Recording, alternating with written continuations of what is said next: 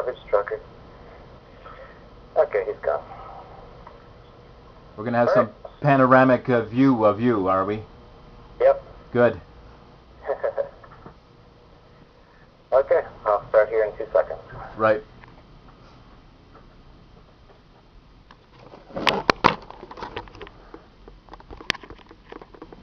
Hi everybody, welcome to another edition of ANARCHAST, your home for anarchy on the internet. I'm here in Acapulco, Mexico, and I have on the line from Vancouver, BC, Victor Pross.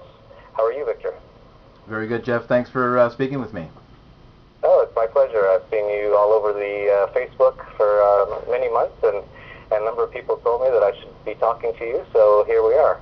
And the first question I'm going to ask is, how did you become an anarchist? Sure.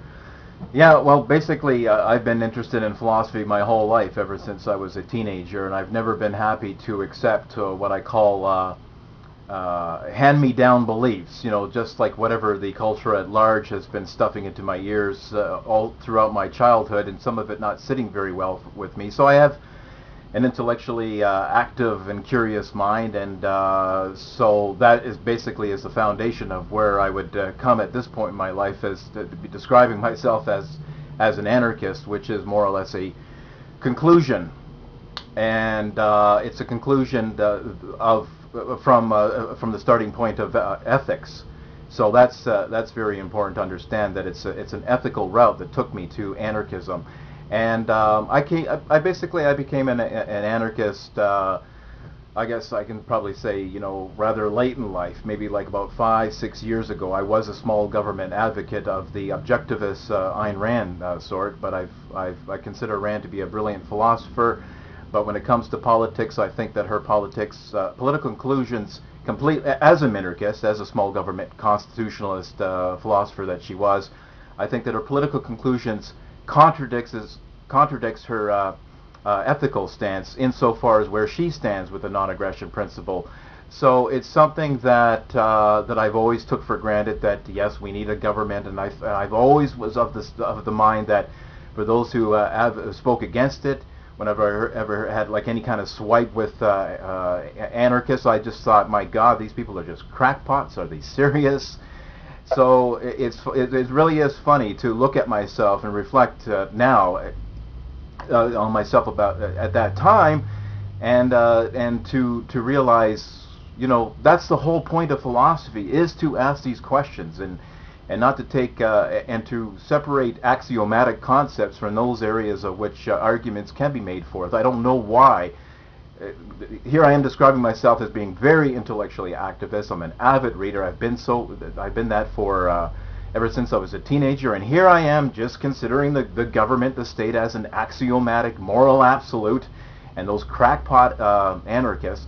And I thought, this really just finally, something just snapped and clicked, after giving this philosophy a hearing, and to realize that it was a philosophy, not just adolescents' indulgences on caffeine and drugs. Finally, I just availed myself to the material, and I thought, like, man, I just gotta follow where the logic and the evidence goes, and that's where basically how I arrived at where I am now.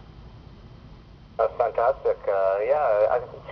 I think the main difference between a minarchist and an anarchist is really just 6 months, depending on how hard they think about all their concepts. I think it is the logical evolution of these thoughts is anarchism and non-aggression. And it's quite beautiful once you get there, isn't it? Because it is so simple. After years and years of thinking about these things and trying to figure out what's going on, to actually come to such a simple conclusion, I find is really a wonderful thing. Yeah. Well, actually, you know what? It's funny that listening to you, and I've listened to a lot of your other guests, how they speak about, that the non-aggression principle. Like, how is it that people can't get that?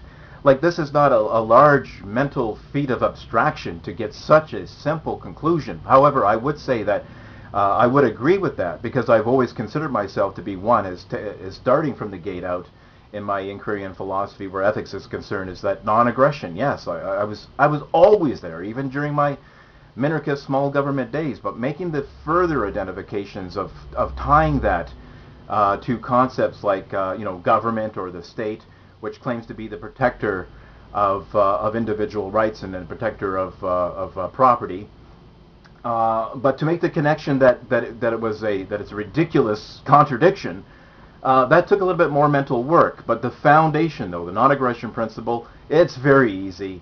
It's very simple. And for those people who just have trouble getting it, they are deeply brainwashed, or they don't want to get it. So that's where I stand on that. That's for sure.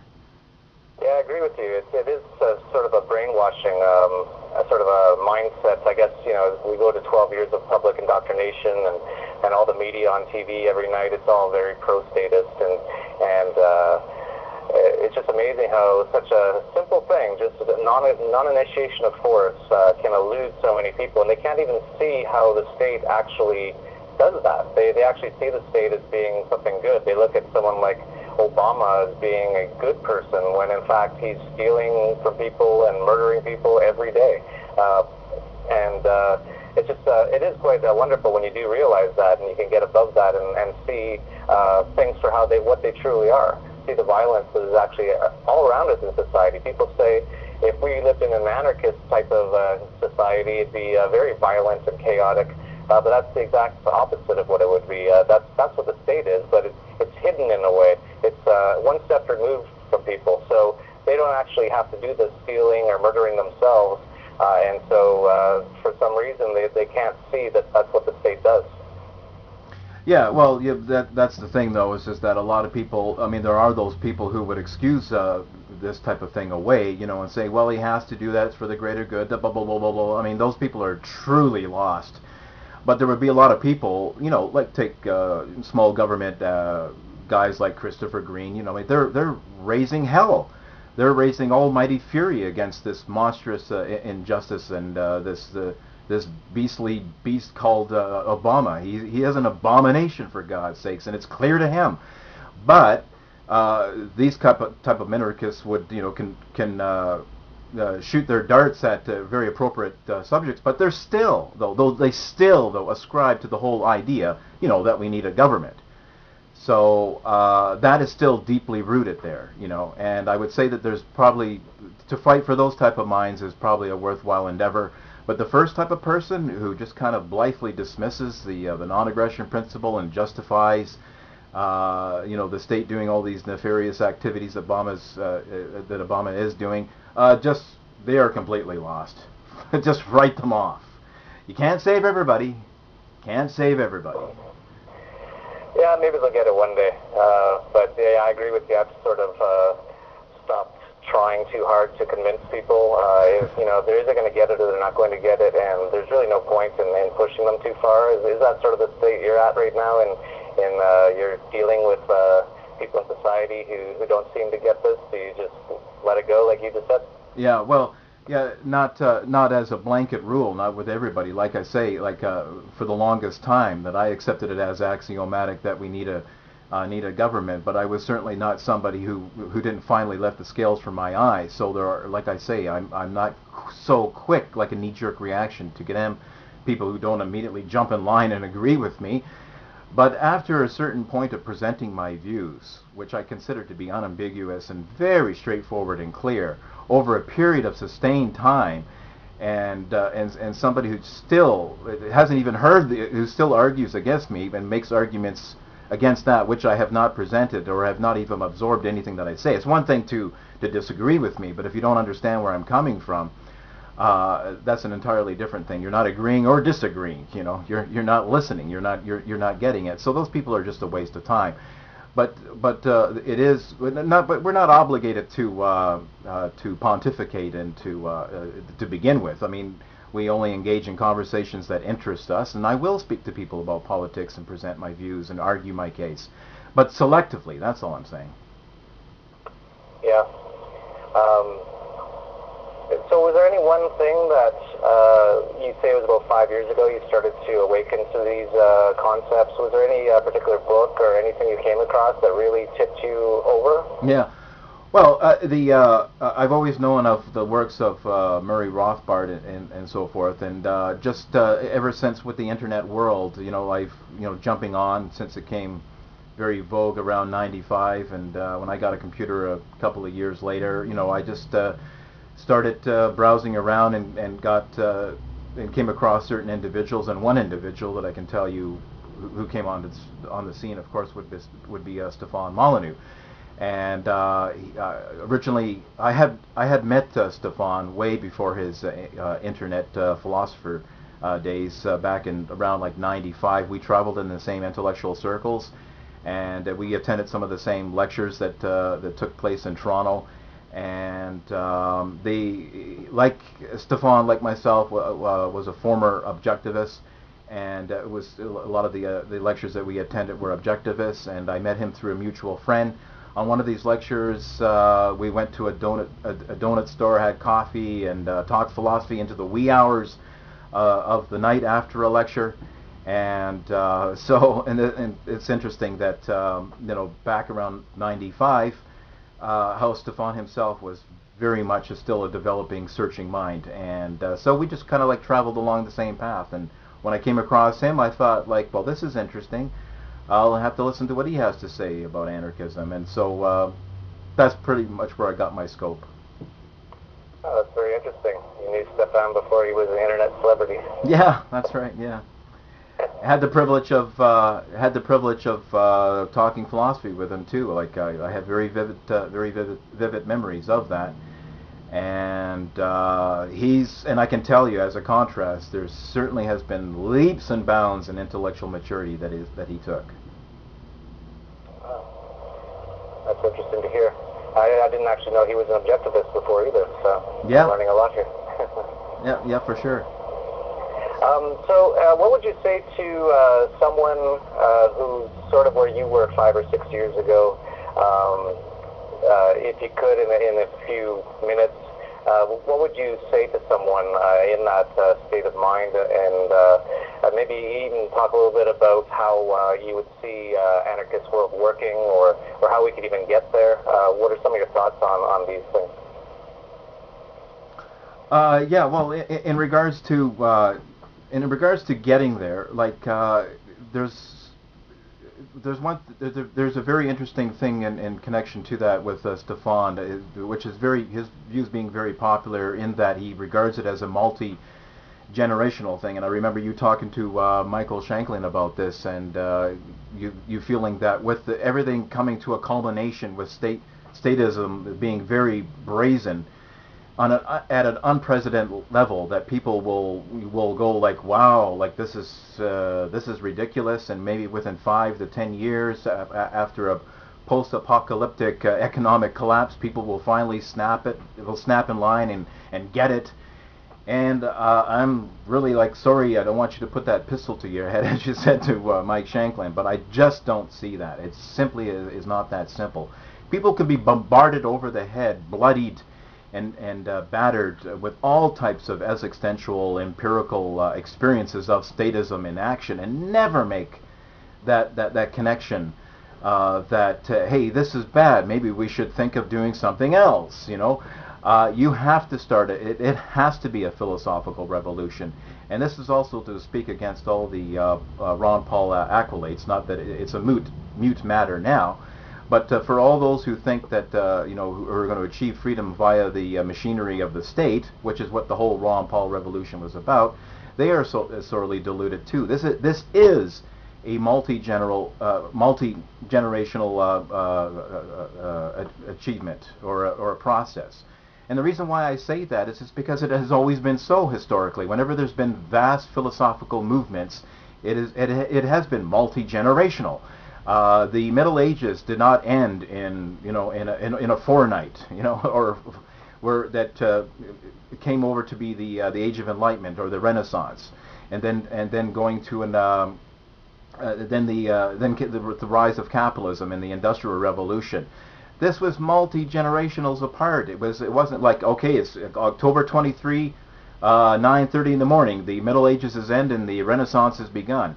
So it is something that is deeply rooted in ethical philosophy. That is what it has to penetrate. Not concrete experiences, the results, the culmination, the cumulative effect of statism. You have to go right to the roots of the matter, the philosophical roots, and that's why there must be an ethical case to be made for anarchism. Can you make that case? Yeah, well, sure. Like starting with the non-aggression principle, and it's funny that one thing that's very important, I think, is to snap people out of line of thinking that this is something that is doctrinaire, that it has a religious coding to it. Because like I know that there's a lot of intellectual stumbling blocks that people have whenever they hear the case being made for anarchism. Like all of a sudden they think about like well, what about it's not compatible with human nature? It's show me in history where an anarchist society worked. You know, there's that pragmatic word again, worked. Show me that society where it works. How do you know that it would work? You know, and what about human nature? And what about this and that? And people who attach an ethical coding to the idea of a distributive wealth and things like this. It's an ethical battle that has to be made. And so you have a great deal of intellectual stumbling blocks to hurdle that people can even begin to grasp these ideas. Now, one thing that, like I say, is not to take a religious approach to this, because if you approach it like, well, that's your belief system. I mean, you're looked at as some kind of like fringe Quaker. You have your little hippie flowers in the gun, kumbaya, hands across the water, beliefs there. You have to hit home that no, this is not like some kind of fringe belief creed or sect here. The non-aggression principle is something that's universal. It is something that is the bedrock, the foundation of any civilized society. And you can point out, as Stefan does, I think he has a very unique and a very effective approach of communicating these ideas, is simply by referring to people's personal lives. That they make all types of choices that are unencumbered, that are free. That they would be outraged if somebody trampled upon them, like selecting a mate, for example. Imagine institutionalized, forced, compulsory weddings of who you're to marry and how long you're to remain with them and whatnot. So that's just taking it to ethics and removing it from any kind of religious veneer. I think is very important as a starter. Yeah, that's some great thoughts. You're an artist. You do caricatures. Is that right? That's right. Yeah. Some of them of a very sociological and political nature, and some of them just for entertainment consumption and taking little swipes and homages at pulp culture as such. And some of the caricatures that I have done is would be politicians like Obama and George Bush, and in those cases, if you look at those paintings side by side, they're similar in one way, is that they're dangling by puppet strings. So it's kind of like out with the old and in with the old kind of deal. Yeah, meet the new boss, same as the old boss. And do you have a website where people can see your caricatures? Yeah, sure. It's victorpross.com. And certainly those who would be interested in sending me a friend request on Facebook, where I post a great deal of my work there, and my own videos that I make on YouTube are welcome to do so. That'd be fine. I'd welcome anybody aboard and to discuss these issues if they have any questions. Also, you have a YouTube channel? Oh yeah. That's easy to find. If you just type in Victor Pross on YouTube, you'll come across dozens of my videos. Oh, that's great. All right, well, that's all the time we have for today, so it's really nice to talk to you on ANARCHAST today. Thanks for joining us. You bet. Take care. Hope to speak to you again. Okay, thank you. And that's all for ANARCHAST, your home for anarchy on the internet. Peace, love, and anarchy. That's great. Thanks, Victor. You bet. So I'll send the clip off to you? Yeah, that'd be great. I don't know if you know how, it's pretty easy to